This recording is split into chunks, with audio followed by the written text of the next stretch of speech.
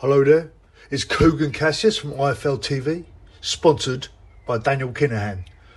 I just wanted to say, subscribe to the Triple B and like his video, because IFL TV aren't going to be around much longer, yeah? And if you don't, I'll cave your head in like Prince Patel. Yes, wagwan shalom and salam. Now, we all know the big news in boxing, and it's global news, is the Kinahan situation. I've already got a 40-minute video discussing it, the repercussions, but, effectively, just to sum up, so they've had the assets frozen, right, if they're available, especially the US assets. Yeah. They've had a bounty put on them, $5 million for information leading to their arrest.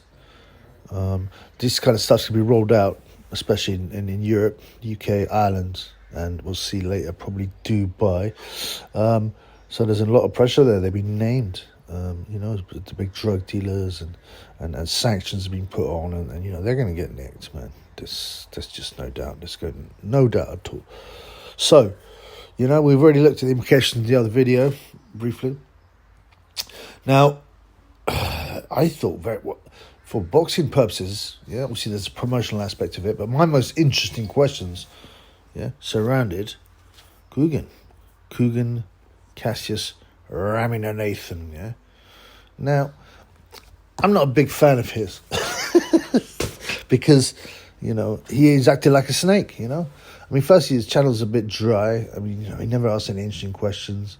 It's extremely vain and narcissistic, even though he's exceptionally ugly. But we all know the history behind that, He didn't get no pum-pum when he was young. All the girls would laugh at him, and the Essex boys with their muscles and all that and their pretty tans, they wouldn't even hang out with the Kugan, man, because he would bring down the possibility of getting any women. They were like, why are you hanging out with that clown? Anyway, so he's very narcissistic. He's a dislikable man. Famously, so Tyne Booth, who did some work for him, some good work for him, didn't pay him any money, and he sacked him because he made some vaguely controversial comment, right? Now, not face to face, just dropped him on a phone call or something, and then wouldn't pay Tyne any money. He produced videos that got good views. He paid for petrol money, all this kind of thing. Time, the most important resource. Kugan would avoid his cause and all that, do nothing, man. Wouldn't give him no money. He owed him Tyne says it around $2,000 he reckons. I don't know, whatever. It doesn't matter. I'm not privy to whatever their contract was or their agreement was. It's probably verbal agreement, which is, by the way, still a contract, but harder to prove. Now, and so, obviously my man Tyne started doing his very successful TIFL channel, and originally based on rinsing Kugan, which he did exceptionally well. Kugan started crying like a big melted chocolate pussy old that he is, and, I gave you some money, I gave you PayPal him like 200 quid, which is nothing like what he was owed. And so the rinsing carried on, and, Kugan became a laughing stock. But he still had his IFL TV, right? And it was doing quite well, amazingly, because he's failed at everything else, Kugan. He's like the Spencer Fearon of Essex, And then the Asian version of Spencer Fearon. But the IFL TV, was funded, I think, by his dad a bit, and James Helder, was his pal, Not only was James Helder his business partner, he was his pal. What happened? So Kugan, greedy, weren't he?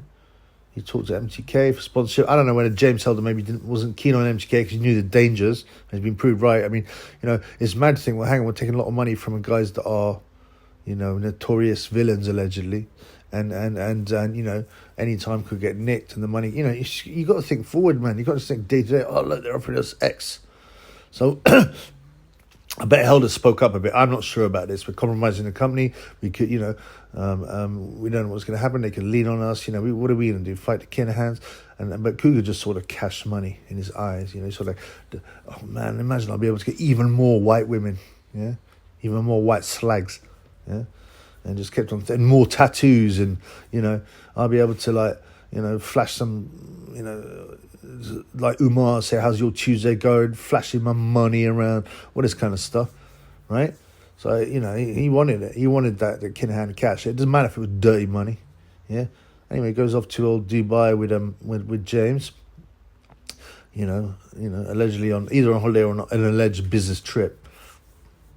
MTK are there because they're based there. Come around and then before Helder knows it, he's surrounded by a bunch of serious villains who walk really heavy, man. Walk heavy. And he's been told, he's not been asked, he's been told to hand over the shares to the Kugan. I don't know if he got any recompense at all. If he did, it would have been nothing. But I think he just kind of thought, well, what am I going to do, man? There's nothing you can do against that kind of power, that kind of clout they've got. And I use that in the real correct usage of the word clout, not that stupid internet like current thing about clout and YouTube videos. But they have got clout and power. So what's he going to do? So he's been crying ever since. He can't say Kugan's name, He's a family man as well. He's got kids and that. Yeah, but Kugan don't care. He just wants the money so he can get more tattoos and more white slags to put on his Instagram. Most of these guys don't even like rump him up. He just, can I take a picture? Yeah, I'm Kugan in it. And I'll take a picture. But he posts them up like he's rumped them up. I mean, he would have rumped some of them, but, imagine having that Kugan laying on top of you, pumping you, I mean, man, you got to be, you got to be like some sick canary to allow that. Yeah, it's not, what kind of fantasy is it to have a massive, big hairy Kugan melt chocolate body thing, grunting on top of you. Look at his face, how ugly it is. Come on, man. Yeah, that's no good.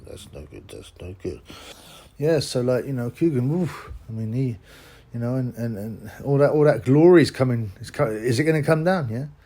Yeah. Always on Insta showing off on the gram with pictures of his hairy child, like, oh yeah, I'm a great dad too.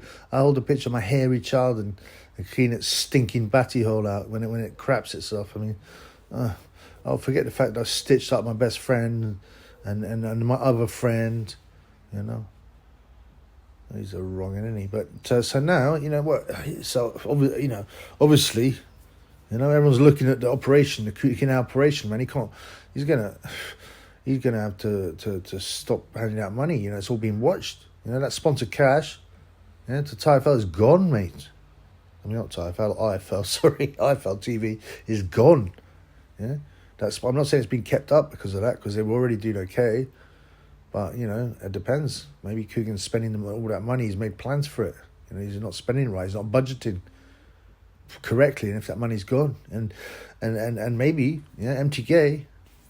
They're going to get investigated. And maybe affiliates of MTK, such as, IFL TV and Kugan are going to get investigated. Because, these guys are serious about getting this family, right?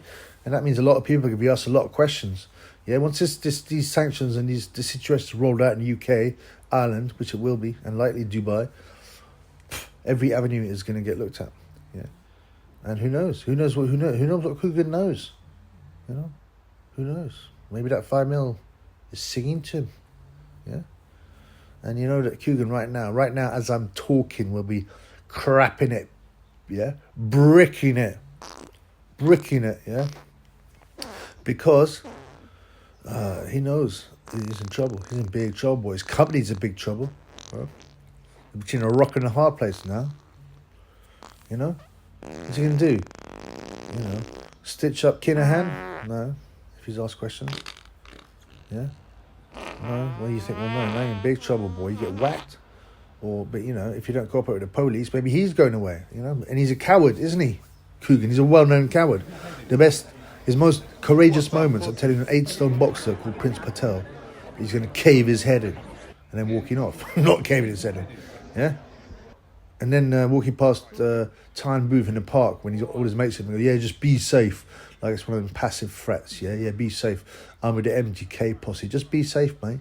As if the MTK posse is going to whack Tyne Booth because he's speaking against Kugan. I mean, it's like, no, mate. You look after him, Kugan. Stop embarrassing yourself. Yeah. I should think the £1 billion Kinahan cartel or whatever they called them. Kinahan Organised Crime Group, I think is what they said. CG, yeah. I think they've got bigger fish to fry than Tyne Booth, if anything, the embarrassment will be caused by Kugan, and they want him to shut his mouth. So what happens when Kugan gets investigated? Yeah, if he gets, interrogated by the police, yeah, he's going to sing like a canary.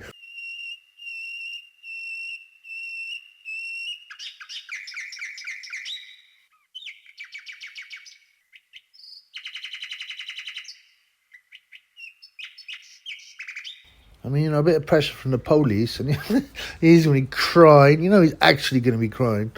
Just wanting to cover his... these are serious charges, Mr. Ramanathan. Yeah? We're talking being involved in international money laundering that carries, a top sentence of 15 years in prison, or whatever.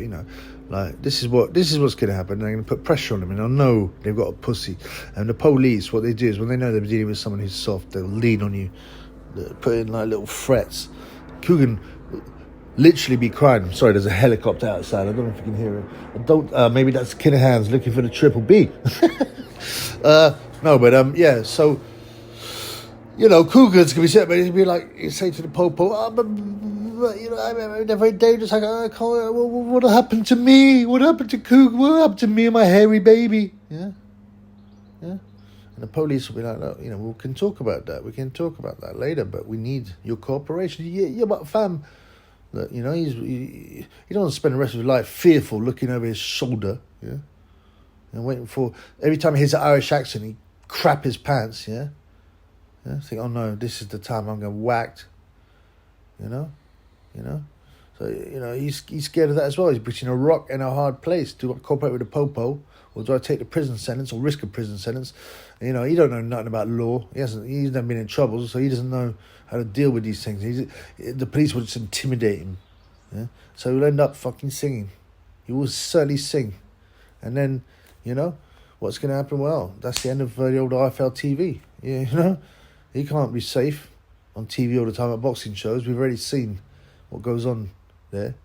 He won't, obviously can't go to Ireland, but he won't, listen, man, these boys got power everywhere in Europe. Well, in many places, certainly in the UK. So there's no more IFL. Boom, boom, goodbye. So what has happened? His skank ex-porn star, Bird, will leave him, of course, because you know what? No money, no honey, biatch. She ain't giving none of that skanky pum-pum no more. Boom, she's gone, and she'll take the hairy baby with her too.